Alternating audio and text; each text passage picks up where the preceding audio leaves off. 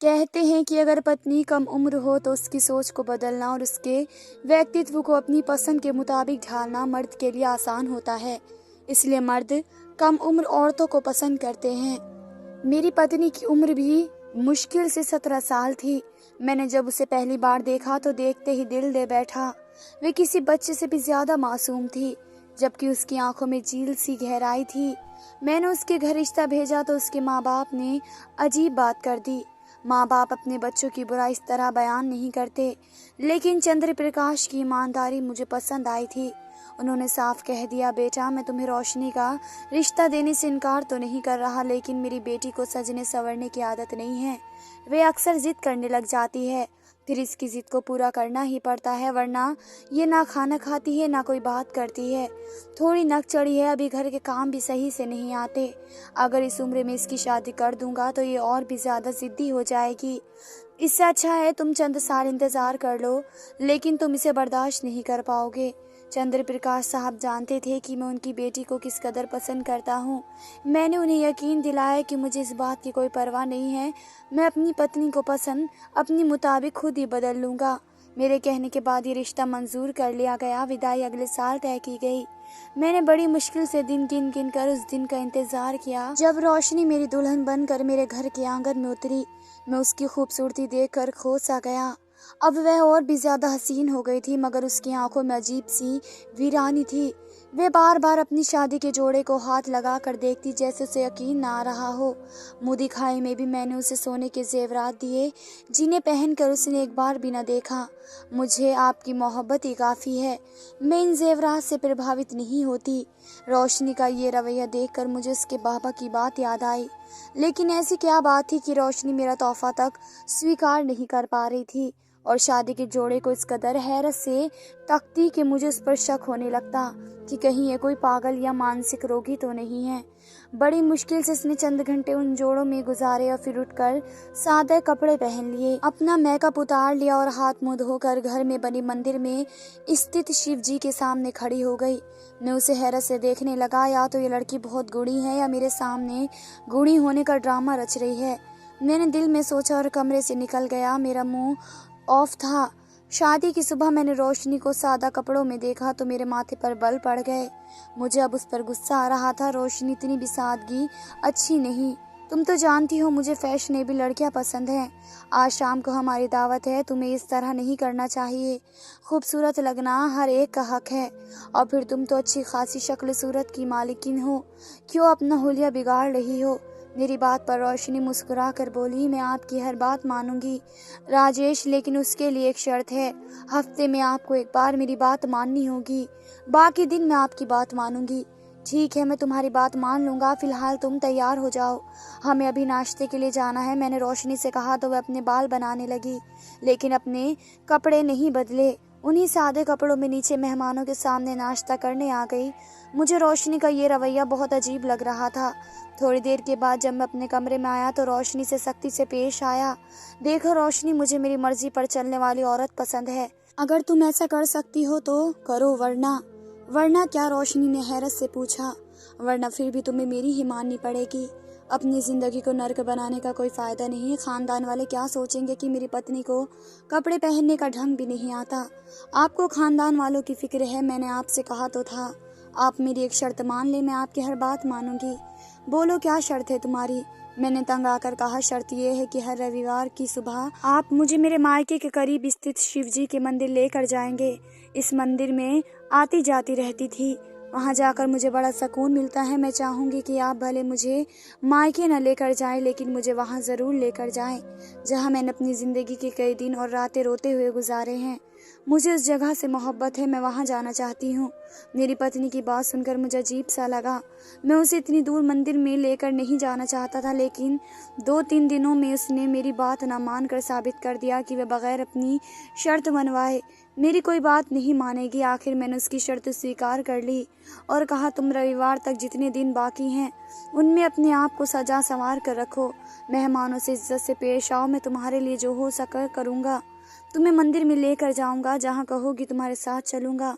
रोशनी मेरी बात सुनकर खुश हो गई और फिर रविवार आते हुए देर नहीं लगा। उसने अपना वादा पूरा किया था, मेहमानों से अच्छे तरीके से मिली, अच्छे कपड़े भी मेरे लिए पहन लिए। अब मसला मंदिर में जाने का था। जैसे ही शनिवार की रात आई तो रोशनी ने मुझसे कहा कि हम सुबह 3 बजे यहाँ से निकलेंगे, मगर मैं बहुत थका हुआ था। काफ़ी समझाने पर भी वो ना मानी। मैंने उससे कहा कि मैं तुम्हें सुबह पास ही के मंदिर में ले जाऊंगा, वो भी शिव जी का बहुत जाना माना मंदिर है। मगर रोशनी ने जिद लगा ली कि वो जाएगी तो सिर्फ वहीं जाएगी। मैंने कहा ठीक है, तुम तैयार रहना। थोड़ी ही देर सोए थे कि सुबह के 2:30 बज गए और फिर मैं उठकर बाथरूम में फ्रेश होने चला गया। लेकिन जैसे ही बाथरूम से निकला तो रोशनी दुल्हन बनी शीशे के सामने खड़ी थी। दुल्हन बन के वह बहुत खूबसूरत लग रही थी। उसके चेहरे पर किसी किस्म का मेकअप नहीं लगाया गया था। ऐसा लग रहा था जैसे आज ही रोशनी की शादी हुई है। रोशनी, तुमने ये शादी का जोड़ा क्यों पहन रखा है? मैंने हैरत से उसे देखा और पूछा। आपने तो कहा था कि आप मेरी हर शर्त मानेंगे, वे भी बिना कोई सवाल जवाब किए। उसने मुझे मेरा वादा याद दिलाया, लेकिन मैंने तुम्हें ये तो नहीं कहा था कि तुम हमारी शादी का जोड़ा पहन कर कहीं जाओ और मैं तुमसे सवाल भी ना करूं। मैं और कहीं नहीं जा रही हूँ राजेश, सिर्फ और सिर्फ अपने घर के करीब वाली मंदिर में ही तो जा रही हूँ। मुझे वहाँ कुछ ज़रूरी काम है, ऐसी और कोई बात नहीं है जिस पर आपको परेशानी हो। शादी का जोड़ा मेरे दिल के बहुत करीब है, बस इसलिए पहना है मैंने, और कोई सवाल नहीं किया। और थोड़ी ही देर में हम गाड़ी में बैठे। मेरी पत्नी बहुत खूबसूरत लग रही थी, लेकिन मुझे समझ नहीं आ रहा था कि वह घर में मेरे लिए सजती संवरती नहीं, उस मंदिर में इस कदर तैयार होकर दुल्हन बनकर वो क्यों जा रही है। रास्ते में हमने कोई बात नहीं की। जब मंदिर के पास पहुंचे तो मेरी पत्नी कहने लगी, आप यहीं पर रुकिए गाड़ी में, मेरा इंतजार करें, मैं बस थोड़ी ही देर में आती हूँ। ये कहकर वे मंदिर के अंदर जाने लगी। रोशनी को देखकर एक आदमी उसकी तरफ लपका और फिर वो दोनों साथ साथ मंदिर के अंदर वाले कमरे में चले गए। मैं हैरान परेशान ये मंजर देखता रहा, लेकिन फिर भी मैं वहीं खड़ा रहा और रोशनी के आने का इंतजार करने लगा। मैं इससे पहले कि रोशनी पर शक करता, अपनी माँ की बात याद आ गई। देखो बेटे, मैं रोशनी को इतना पसंद तो नहीं करती, हाँ, लेकिन मैं इतना जानती हूँ कि वो बदकिरदार लड़की नहीं है। हालांकि इसकी तुम में दिलचस्पी कम है, मगर ये सिर्फ और सिर्फ इसका बचपना है, वरना वो एक गुणी लड़की है। मैं माँ की बातों से संतुष्ट हो गया था। मेरी पत्नी तकरीबन 2-3 घंटे मंदिर के अंदर ही मौजूद रही। आज मंदिर में रोजाना से भी ज्यादा भीड़ थी, इसलिए मैं अंदर नहीं जा सका। तकरीबन 2-3 घंटे गुजरने के बाद मंदिर के उसी दरवाजे से वो मुझे बाहर आती दिखाई दी। मैंने हैरत से उसकी तरफ देखा, जबकि मेरा चेहरा खुशी से भरा था। अलबत्ता उसके वजूद को देखकर मुझे हैरत हुई। जहां अब हमारी शादी वाला जोड़ा नहीं था, बल्कि यह कौन सा सफेद रंग का लिबास था। रोशनी, तुम हमारी शादी का जोड़ा कहाँ छोड़ आई हो? वो गाड़ी के करीब आई तो मैंने उससे गाड़ी में बैठते ही सवाल किया। शादी का जोड़ा मैंने किसी को दे दिया है, परमात्मा हमें और देगा। तुम यकीनन मजाक कर रही हो, तुम अपनी शादी का जोड़ा किसी को नहीं दे सकती। वह जोड़ा बहुत खास है, मैंने इतनी मोहब्बत से बनवाया था, क्या तुम सब भूल गई? मैंने रोशनी को याद दिलाने की कोशिश की, मगर उसने मेरी किसी बात पर कान नहीं धरे। कहने लगी कि मैंने कोई गलत काम नहीं किया, मैंने अपना ये जोड़ा एक सहेली को दे दिया है, वह अपनी शादी निपटा कर वापस दे देगी। रोशनी की इस बात पर मुझे शक सा हुआ था। मैंने रोशनी को वहीं बैठने को कहा और खुद गाड़ी से उतरकर मंदिर में मौजूद एक ऐसे शख्स के पास पहुंचा जो तकरीबन 2 घंटे से वहीं बैठा आते जाते लोगों को देख रहा था। इससे पहले 2-3 बार उसकी नज़र मुझ पर भी पड़ चुकी थी। वह जानता था कि मैं गाड़ी में किसी का इंतजार कर रहा हूँ। मैंने उसे सारी हकीकत बताकर पूछा, क्या तुमने किसी दुल्हन बनी औरत को यहाँ से अंदर जाते देखा है? खुशकिस्मती से वो मेरी पत्नी को पहले से ही जानता था, लेकिन उसने ज्यादा कुछ बताने से इनकार कर दिया। कहने लगा, रोशनी ने मुझे मना किया था कि मैं इस बारे में किसी को ना बताऊं।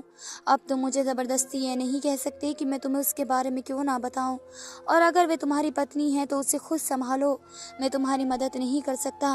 बूढ़े का टका सा जवाब सुनकर मैं वापस गाड़ी में आकर बैठ गया। यहाँ तो सब लोग रोशनी को जानते थे, लेकिन किस वजह से ये मैं नहीं जानता था।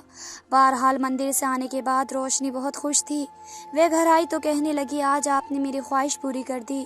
मुझे इतने दिनों के बाद वो सुकून मिला जो मैं सोच भी नहीं सकती थी। बस आपसे एक दफ़ा अनुरोध और करूँगी, उसके बाद भला आप मुझे अपनी नौकरानी बना कर रखें। मैं आपसे कुछ नहीं मांगूंगी, ना ही किसी बात पर कोई एतराज़ करूँगी। एकदम उसका व्यवहार बदल गया था, जो मुझे पहले जैसा किसी शक में डाल रहा था। अच्छा बोलो, क्या बात है? मैंने नरमी से पूछा तो रोशनी की फरमाइश सुनकर मेरे कानों से धुआं निकलने लगा। उसने शादी का जोड़ा लेने की फरमाइश की थी। मुझे तो अब ये पूरी दाल ही काली लग रही थी। दाल में काला तो बहुत छोटी बात है। बहरहाल अपनी कम उम्र पत्नी को संभालना कोई बड़ी बात नहीं थी। मैंने सोच लिया था कि मैं अपनी पत्नी का पीछा करूंगा। पूरी छानबीन के बाद ही उस पर कोई शक की बात होगी। मुझे बिना कुछ जाने कोई बात नहीं करनी चाहिए। अगले दिन मैंने पत्नी को वो जोड़ा दिलवा दिया जिसकी उसने जिद की थी। दुल्हन बनकर वो बहुत खूबसूरत लग रही थी, लेकिन अब की बार उसने वो जोड़ा पहना नहीं था, बल्कि उसे उतार कर एक अच्छे से बैग में रख दिया और मुझसे कहने लगी, हम चलें, काफ़ी देर हो गई है। मैं रोशनी को लेकर मंदिर पर तो चला गया, लेकिन इस बार मैंने ठान लिया था कि उस व्यक्ति को ढूंढ कर निकाल लूंगा जिससे रोशनी मिलने, बातें करने या फिर यह जोड़ा दिखाने आती है। क्योंकि कोई तो था जो उसकी जिंदगी में था, वरना रोशनी अपने पति को नजरअंदाज करके शादी का जोड़ा पहनकर मंदिर में क्यों जाती। आज भी रोशनी ने एक बैग में शादी का जोड़ा डाल कर रखा हुआ था जो वो अपने साथ लेकर आई थी। इसका मतलब अंदर जाकर इसने ये जोड़ा पहनना है, मैंने दिल में सोचा। जब रोशनी गाड़ी से उतरकर मंदिर की तरफ बढ़ी तो मैं भी उसके पीछे पीछे हो लिया। आज मैं उसका राज जान कर रहूंगा, मैंने सोचा, और रोशनी के अंदर जाते ही उस दरवाजे के करीब जाकर खड़ा हो गया जहाँ से रोशनी अंदर गई थी। वहाँ पर दो अजीबो-गरीब किस्म के आदमी खड़े थे। मंदिर का ये हिस्सा बिल्कुल वीरान था। यहाँ पर लोग भी नहीं थे और जगह भी अच्छी नहीं थी। मैं उस दरवाजे से अंदर जाने लगा कि एक आदमी ने आगे बढ़कर मुझे रोक लिया। आप अंदर नहीं जा सकते, यहाँ सिर्फ इजाज़त लेकर ही अंदर जाया जा सकता है, उस आदमी ने कहा। तो मैं उस पर चिल्ला उठा, तुम कौन होते हो मुझे रोकने वाले? मेरी पत्नी अंदर गई है, मैं उसे लेने के लिए यहाँ आया हूँ, तुम मुझे रोक नहीं सकते। उसने कहा कि यहाँ पर कोई शादीशुदा औरत नहीं आती, जो आती है वो सब कुंवारी लड़कियां होती हैं, और अगर आपको फिर भी यकीन नहीं है तो बाहर इंतजार करे, जब वे आएगी तो मिल लेना। ये क्या बकवास कर रहे हो? मैंने उस आदमी का गिरबान पकड़ लिया। तुम जानते भी हो तुम किससे बात कर रहे हो? मैं इस शहर का एक मशहूर बिजनेसमैन हूँ। मेरी पत्नी अंदर गई है, अब तुम यहाँ से हटोगे या तुम्हारा भेजा उड़ा दूँ। मैंने उससे धमकी देने वाले अंदाज में कहा तो 2-3 लोग और भी आ गए। आप ये क्या कर रहे हैं? आप तो अच्छे भले आदमी लगते हैं। एक आदमी ने आगे बढ़कर मुझे हटाने की कोशिश की। मैंने उसे बताया कि मेरी पत्नी अंदर गई है। कहने लगा, यहाँ सब यही कहते हैं, लेकिन हम बगैर इजाज़त आपको अंदर नहीं जाने देंगे, और अगर अभी भी आपको समझ नहीं आई तो जो तुमसे होता हो कर लीजिए, लेकिन अंदर जाने का तो सवाल ही पैदा नहीं होता। मैं उन लोगों की बात सुनकर डर गया। ये तादाद में ज़्यादा थे, फिर उनमें कुछ बुजुर्ग भी थे। मैं किसी को कुछ नहीं कह सकता था। मैं मजबूरन गाड़ी में आकर बैठ गया। 3 घंटे बाद रोशनी बाहर निकली, उसी तरह सादे कपड़े में। मैंने देखा कि उसके चेहरे पर वही मासूमियत थी, लेकिन अब की बार मैं उस पर यकीन करने वाला नहीं था। उसके गाड़ी में बैठते ही मैं उस पर चिल्ला उठा, रोशनी ये क्या तरीका है? मैं तुम्हारे पीछे मंदिर में आया तो उन लोगों ने मुझे वहाँ पर कमरे में दाखिल भी नहीं होने दिया। तुम मुझे ये तो बताओ कि तुम वहाँ करने क्या जाती हो? तुम्हारा पति होने के नाते मुझे ये जानने का हक है। आप मुझ पर शक कर रहे हैं? रोशनी ने परेशानी से कहा, हाँ कर रहा हूँ। अगली बार मैं तुम्हारे साथ आऊँगा और देखूंगा कि तुम यहाँ क्या करने आती हो। अब ये मत कह देना कि तुम्हारा काम खत्म हो गया है। मैं हकीकत जाने बगैर पीछे नहीं हटूंगा। मेरी बात पर रोशनी की आंखों में आंसू आ गए। इससे पहले वो रोने धोने का नाटक शुरू करती, मैंने गाड़ी आगे बढ़ा दी। अब मेरी भी बर्दाश्त खत्म होती जा रही थी। 1-2 दिन में रोशनी ये बात भूल गई। मैं भी खुश था कि अब शायद रोशनी मंदिर में जाने की जिद नहीं करेगी। चलो अगर उससे कोई गलती हो भी गई हो तो मैं उसे माफ़ कर दूंगा। लेकिन शनिवार का दिन आते ही रोशनी ने जिद शुरू कर दी, राजेश मुझे दुल्हन का जोड़ा लेना है, आप मेरे साथ बाजार चले। अब की बार मेरा व्यवहार नर्म था क्योंकि रोशनी मेरे साथ जाने पर राजी थी। उसे कोई एतराज़ नहीं था कि मैं उसके साथ जाऊं। थोड़ी देर बाद बाजार पहुंचकर हमने दुल्हन का एक खूबसूरत सा जोड़ा पसंद किया और हम लोग मंदिर की तरफ चल पड़े। रोशनी वे जोड़ा लेकर बहुत खुश थी, लेकिन उसके चेहरे पर परेशानी के आसार भी थे। देखो राजेश, वहाँ किसी मर्द को जाने की इजाज़त नहीं है। मैं आपको साथ तो लेकर जा रही हूँ, लेकिन आपसे विनती करती हूँ कि आप अपनी नज़र नीचे रखिएगा। मैं वहाँ सबको बता दूंगी कि आप मेरे पति हैं, लेकिन आप मेरा मान ज़रूर कायम रखिएगा। रोशनी की बातें सुनकर मैं संतुष्ट हो गया। लगता है मेरा शक गलत साबित हो जाएगा। मंदिर पहुंचकर रोशनी ने मुझे अपने साथ लिया और उसी दरवाजे से दाखिल होने लगी। उसने उन लोगों को बताया कि मैं उसका पति हूँ। उस गार्ड ने, जो पहली बार मुझसे बदतमीजी कर रहा था, मुझसे माफ़ी मांगी और कहने लगा, मैं जानता नहीं था कि आप रोशनी जी के पति हैं। मुझे माफ़ कर दीजिए। रोशनी की उन लोगों में बहुत इज्जत थी। मंदिर में तकरीबन हर कोई ही उसे जानता था। हम एक कमरे में पहुंचे जहां पर कोई नहीं था।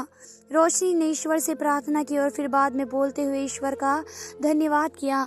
मैं उसे देखकर हैरान हो रहा था कि अगर प्रार्थना ही करनी थी तो घर पर ही कर लेती, यहाँ आकर ये सब करने की क्या जरूरत थी। खैर, उसी दौरान वही आदमी जिसकी पिछली बार मैंने रोशनी के बारे में पूछा था, कमरे पर दस्तक देने लगा। रोशनी जी, बाहर आ जाएं। मुझे रोशनी की बात पर सख्त गुस्सा आया। उसने तो कहा था यहाँ कोई मर्द नहीं आता, लेकिन ये आदमी तो बड़े खुले अंदाज में रोशनी से बात कर रहा था। इससे पहले कि मैं कुछ कहता, रोशनी ने प्रार्थना पूरी की और उस बूढ़े से कहने लगी, आप जाएं, मैं थोड़ी देर में आती हूँ। रोशनी ने अपने साथ लाया शादी का जोड़ा खोला और उस पर लगे धागे अलग किए और फिर मुझे साथ लेकर दूसरे कमरे में आ गई। मैंने देखा यहाँ काफ़ी सारी खूबसूरत और कम उम्र लड़कियाँ थीं, जबकि उनमें 2 लड़कियाँ और भी मौजूद थी जिन्होंने शादी के जोड़े पहन रखे थे। मुझे देखते ही सबने अपने सरों पर दुपट्टे रख लिए। रोशनी ने उन्हें बताया कि ये मेरे पति हैं। लड़कियों ने मुझे इज्जत से नमस्कार किया और कहने लगी कि आपकी वजह से हम सबके घरों में खुशियाँ हैं, ऊपर वाला आपकी खुशियों को सलामत रखे। मैं ये सब देखकर हैरान हो रहा था। थोड़ी ही देर में एक आदमी आया जिसने कहा कि सब लड़कियां तैयार हैं, पंडित जी शादी कराने आ रहे हैं। इतने में एक पंडित जी 3-4 लोगों के साथ कमरे में दाखिल हुए। रोशनी भी बाकी लड़कियों समेत सिमट कर बैठ गई। पंडित जी ने मंत्रों का जाप करना शुरू किया। बारी बारी सब लड़कियों के फेरे हो गए। फिर रोशनी ने उन सब लड़कियों का मुंह मीठा करवाया। वो 3 लड़के जिनकी शादी हुई थी बार बार रोशनी का धन्यवाद कर रहे थे। रोशनी ने फक्र से मुझे देखा और बोली, ये सब आपकी वजह से हुआ है। आप मुझे जानते हैं कि मैं शुरू से ही धर्म में रुझान रखती हूँ। मुझे ईश्वर की पूजा पाठ के अलावा लोगों के टूटे हुए दिलों को जोड़ने का भी बहुत शौक था। मैं जब से मंदिर में आने जाने लगी, मुझे ऐसा लगा कि हर शख्स यहाँ सुकून ढूंढने आता है। मैं यहाँ मौजूद लोगों को सुकून देना चाहती थी। मुझे यहाँ जो लड़की या लड़का रोता मिलता है, मैं उसे तसल्ली देती और कहती कि तुम्हारी जिंदगी में खुशियाँ आएंगी। वे मेरी बात पर यकीन कर लेते। मैं किसी दूसरे टूटे हुए दिलों के लड़के या लड़की की शादी का इंतजाम कर देती। यहाँ पर ज्यादातर लोग लावारिस घरानों से आते हैं, कोई उन्हें पूछने वाला नहीं होता। इसमें क्या बुराई है कि 2 लोग आपस में एक हो जाएं, तो वे कई पाप से बच जाएंगे। बस मैंने अपनी शादी का जोड़ा कुर्बान करने के बाद से इस रस्म की शुरुआत की थी। शादी का जोड़ा पहनकर इसलिए आई थी कि मैं उसे ज्यादा देर तक अपने साथ रखना चाहती थी। मैं उसे आखिरी बार पहनना चाहती थी। उसके बाद भी जो जोड़े मैंने लिए उन्हें मैंने पहन कर नहीं देखे, सिर्फ अपने साथ लेकर आती थी। इन लड़कियों को दहेज नहीं दिया जाता, ना ही उनकी शादी में कोई और खूबसूरती और सजावट की जाती है। एक शादी का जोड़ा ही इन्हें खास बनाता है। बस इसलिए मैं हर हफ्ते आपसे शादी का जोड़ा मंगाती थी, क्योंकि हर हफ्ते किसी न किसी की शादी होती थी। रोशनी ने ये कहकर अपनी बात पूरी की तो मैंने शर्मिंदगी से नजरें झुका ली कि मैंने अपनी पत्नी पर शक किया और खामखा उसे बदकिरदार समझा, क्योंकि वह 2 लोगों को गंदे पाप करने से बचा रहे थे। तो दोस्तों, ये थी हमारी आज की कहानी। क्या लड़की ने अपने पति को पहले ना बताकर सही किया? उसने अपने पति को ना बताकर गलत किया, या यह उसकी कम उम्र की नादानी की वजह से हुआ है? मेरा तो मानना है कि उसे पहले ही बता देना चाहिए था। शायद कोई भी इस नेक काम को करने से ना रोकता। आपकी क्या राय है? कमेंट बॉक्स में हमें ज़रूर बताएं। वीडियो को लाइक करें, चैनल को सब्सक्राइब करें। मिलते हैं एक नई कहानी के साथ। तब तक के लिए धन्यवाद।